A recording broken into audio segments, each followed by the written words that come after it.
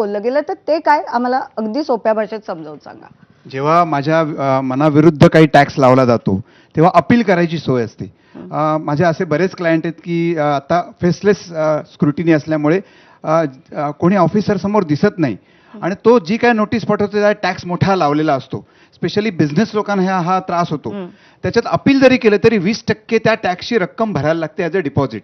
ती रक्कम 20% त्यांनी 10% केलेली आहे. म्हणजे इथे सरळ 10%चा त्या केसचा निकाल लागेपर्यंत जो माझा पैसा ब्लॉक होत होता ॲज अ बिझनेसमॅन म्हणून. माझे काही बिल्डर क्लायंटना अक्षरशः 30-30 कोटीची डिमांड आली. त्याची 20% म्हणजे 6 कोटी भरायचे कुठून असा प्रश्न होता. त्यांना तिथे दिलासा दिलेला आहे. म्हणजे अपील्सच्या बाबतीत तो म्हणाले पेंडिंग केसेसचा निकाल लागेपर्यंत एक मोठा दिलासा आलेला आहे. त्याच्या व्यतिरिक्त गेल्या वर्षी असं झालं की टॅक्स भरायची डेट वाढली होती कारण फॉर्म्स नव्हते. यावर्षी सुदैवाने फॉर्म्स लवकर आले तर आपली डेट होईल आणि डेटमध्ये पण आता 31 जुलै 31 ऑगस्ट अशा 2 डेट नाही. आणि जे असं होतं की आधी काही शिक्षा व्हायची आणि आता केवळ दंडाची रक्कम भरून म्हणजे जे छोटे टॅक्स डिस्प्यूट असतात त्या बाबतीत आता त्याच्यात असा बदल आहे की त्या दंडाची रक्कम म्हणजे ज्याला पेनल्टी म्हणतो ती पेनल्टी प्रोसिडिंग चालायची आणि ती पेनल्टी का लागू नये ह्याच्यासाठी मॅनअवर्स म्हणजे दोन्ही यांना म्हणजे डिपार्टमेंटला पण आणि त्या टॅक्स पेअरला दोघांना आपला वेळ खर्च करायला लागायचा. त्याच्यासाठी कर सल्लागार नेमायला लागायचा. आता त्या पेनल्टीच्या ऐवजी त्यांना फी लावली जाईल. म्हणजे पेनल्टी काढली जाईल. तुम्ही जर एखादी गोष्ट चुकीची केली असेल तर त्याला एक लेट फी भरा आणि तुम्हाला पेनल्टी लागणार नाही. अर्थात हे रूल्स बघितल्यावर कळेल की मूळ पेनल्टी किती होती, ती डिफेंड करायची एकंदर किती त्याला वेळ लागायचा आणि त्याच्याऐवजी लेट फी भरणं. एका अर्थी ते विवाद से विश्वास जशी स्कीम आहे तशी ती आलेली आहे का हे आपल्याला फाईन प्रिंट आल्यावर बघेल. पण तू आत्ता म्हणाल्याप्रमाणे हा बदल नक्कीच स्वागतार्थ असेल. तर त्याच्यात काय होतं अशा वेळी पेनल्टी प्रोसिडिंगच अनेक दिवस चालतात. इथे फी भरून मी माझा मार्ग मोकळा होतो, मला धंद्याकडे लक्ष देता येतं. हा मुख्य फायदा. दुसरा म्हणजे इन्कम टॅक्स रिटर्न भरायची जी शेवटली तारीख असते ज्याला आपण बिलेटेड रिटर्न म्हणतो ती 31 डिसेंबर होती आणि आता जर बघितलं तर डेट वाढून सुद्धा केवळ काही महिना 1 महिना त्यांना मिळाला होता. ती 31 मार्च म्हणजे 3 महिने ॲडिशनल सरकारने दिलेले आहेत. तुम्ही म्हणजे हा एक खूप मोठा हा सर्वसामान्य ज्यांना रिटर्न त्या वेळेत भरता येत नाही, हॉस्पिटलायझेशन असतं, काही इमर्जन्सी असते, अशा वेळी मूळ डेट निघून जाते. अशा वेळी उशिराने रिटर्न भरायची डेट ही 3 महिने वाढीव दिलेली आहे. अजून एक मुद्दा मी सांगेन जो महत्वाचा आहे. परदेशात जे टुरिझमसाठी जातात त्यांना TCS होता. तो TCS जवळपास 20% होता. म्हणजे माझे जर एखादी फॉरेन टूर असेल आणि 10 लाख रुपये माझा खर्च येणार असेल तर त्याच्यावर 2 लाख रुपये माझा TCS कापला जायचा. म्हणजे माझ्याकडनं 12 लाख रुपये घेतले जायचे. अर्थात ते 2 लाख रुपये माझा टॅक्स म्हणून मला परत मिळायचे. या 20% ऐवजी केवळ 2% इतका TCS इतका 18%चा रिलीफ हा सर्वसामान्य जे टुरिझम करतायत, परदेशात टुरिझम करतात किंवा परदेशात पैसे पाठवतात तेव्हा 20%चा रेट सरळ 2%वर आलेला आहे.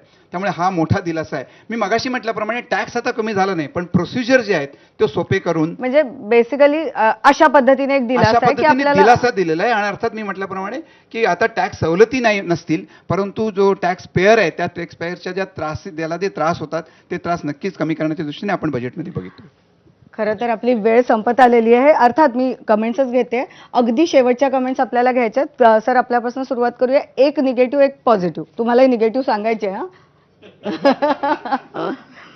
निगेटिव्ह हेच आहे की याच्यात निगेटिव्ह काही नाही आहे. अच्छा. बघा टॅक्सच्या दृष्टीने विषय चालू आहे की या सरकारची जी पॉलिसी आहे पूर्वी जसं इंडियन पिनल कोड होतं तर पिनलच्या ऐवजी कंप्लायन्स आपण संहिता देखील बदलल्या. सिमिलरली इन्कम टॅक्स हा जो रूल आहे इन्कम टॅक्स कायदा 1961चा जो आहे तो 1 एप्रिलपासून बदलत आहे. तो बदलल्यानंतर तो अतिशय सुलभ आणि फ्रेंडली असा राहील.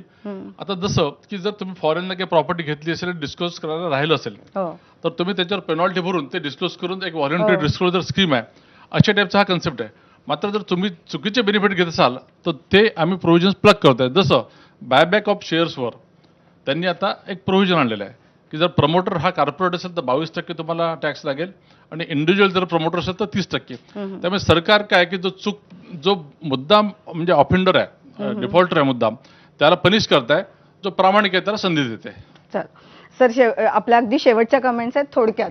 एक पॉझिटिव्ह एक निगेटिव्ह. कृषी क्षेत्र एम्प्लॉयमेंट जनरेशनला महत्त्व दिलं हे पॉझिटिव्ह गोष्ट आहे.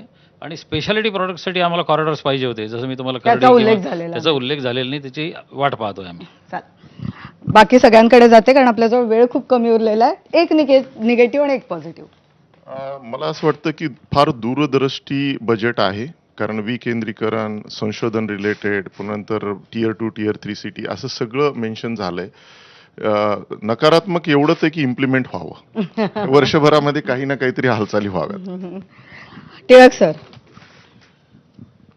पॉझिटिव्ह असं आहे की मग आता पॉझिटिव्ह म्हणायचं का निगेटिव्ह मला माहिती नाही, पण आत्ता जो शेवटचा मुद्दा संजीव गोखले सरांनी मांडला की विदेशवारीवरचे ते 20% 2% आले, हा सरळ सरळ आपण गेल्या काही महिन्यांमध्ये ज्या पद्धतीनं इतर देशांशी करार केले त्याचं हे गणित आहे. कारण खरं सांगायचं म्हणजे आत्ताची जी आपली फिस्कल डेफिसिट आणि उत्पन्न वाढलं आहे हे आपल्या देशांतर्गत टुरिझममुळे वाढलं आहे. म्हणजे जसं डोनाल्ड ट्रम्पने टॅरिफ लावले हे आपल्या क्षेत्राची जर पोचपावती असेल तर ती ही आपल्या स्थानिक टुरिझमची पोचपावती आहे असं म्हणायला लागेल. पहिला मुद्दा.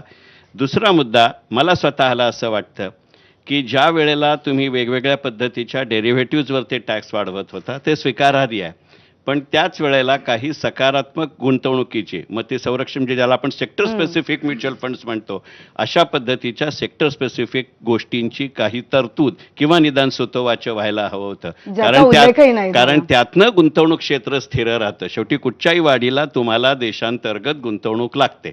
डेरिव्हेटिव्हचा पैसा इकडे वळवण्यासाठी अशा पद्धतीच्या प्रगतीशील सेक्टर स्पेसिफिकची काही घोषणा झाली असती तर ते चांगलं झालं असतं. म्हणजे लोकांच्या दृष्टीने सुद्धा नक्कीच. बरं झालं असतं.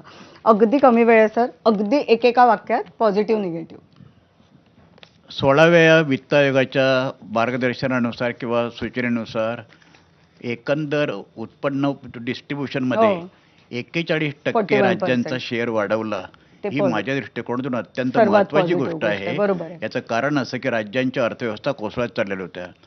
निगेटिव्ह गोष्ट अशी की अनिश्चित जागतिक पार्श्वभूमीवर 8 किंवा 8.5% आर्थिक विकास करण्याच्या दृष्टिकोनातून जी एक मूलभूत नवी दिशा प्राप्त या अर्थसंकल्पाने करायला पाहिजे होती ती झाली. ती दुर्दैवाने झाली नाही. घेसात सर, उद्योग क्षेत्राच्या दृष्टीने सांगा. उद्योग क्षेत्र दृष्टीने खास करून तू टॅक्समध्ये हो. अरेस्ट वगैरे होणार नाही असं सांगितलं. हम्म. आय थिंक गेली काही वर्ष आम्ही त्याला टॅक्स टेररिझम म्हणतो, हो. हा खूप बोकाळला होता आणि मोस्ट ऑफ दी उद्योजक हे त्या थ्रेटमध्ये असायचे. हो. तर तो आता जर का गेला असेल तर मला वाटतं तो एक खूप चांगला भाग आहे. हम्म. कारण फेसलेस याच्यामुळे काही कळायचं नाही हो. पुढे आणि दरवेळेला धमकवलं म्हणजे ते जायचं. कायम टेन्शन असायचं. धमकावलं हा. जायचं, नुसतं टेन्शन नव्हतं. म्हणजे 20% त्यापेक्षा सुद्धा अरेस्टची भीती कोणाही रेप्युटेशनला जास्त असते. तर ते माझ्या मते केलं. इव्हन डायरेक्टरच्या बाबतीत सुद्धा तसंच केलं होतं. इंडिपेंडंट डायरेक्टरच्या हो. बाबतीत त्यांनी डिक्रिमिनलायझेशन जे केलं, मला वाटतं ते हो. प्रोसिजरली चांगलं आहे. हो. दुसरं म्हणजे आत्तापर्यंत त्या सगळ्या भाषणामध्ये त्यांनी पुढचा विचार इतका सुरेख केलेला आहे. म्हणजे त्यांनी डेटा सेंटर्सचं म्हटलं, मी AI मध्ये म्हटलं, हे सगळं त्यांनी केल्यामुळे मला वाटतं त्याचा फायदा खूप देशाला होईल पुढे जाऊन. निगेटिव्ह म्हणजे मी म्हटलं तसं परत परफॉर्मन्स काय होतो तो बघणं महत्त्वाचं आहे. म्हणजे सगळ्यांनी बजेट ऐकलेलं आहे, मात्र प्रत्येकाचं असं म्हणणं आहे की हे सगळं अंमलात यायला पाहिजे, या गोष्टी व्हायला पाहिजेत. खरं तर सर्व तज्ज्ञ आज इथे आपल्या बरोबर होते. त्या सगळ्यांनी मिळून आपल्याला आजच्या बजेटमध्ये आपल्याला काय मिळालं, काय गोष्टी महत्त्वाच्या होत्या, ज्याचा उहापोह करायला हवा होता ते समजावून सांगितलं. आणि खरंच सोप्या शब्दात अर्थ बजेटचा आपल्याला या सगळ्यांनी समजावून सांगितलं. त्यासाठी तुम्हा सगळ्यांचे खूप आभार. आणि ज्या पद्धतीने आपल्याला आपल्या तज्ज्ञांनी सांगितलं की थोडी खुशी थोडा गम अशा पद्धतीचं हे बजेट होतं. आता अर्थ बजेटचा या विशेष कार्यक्रमात आम्ही इथेच थांबतोय. तुम्ही बघत राहा ABP माझा.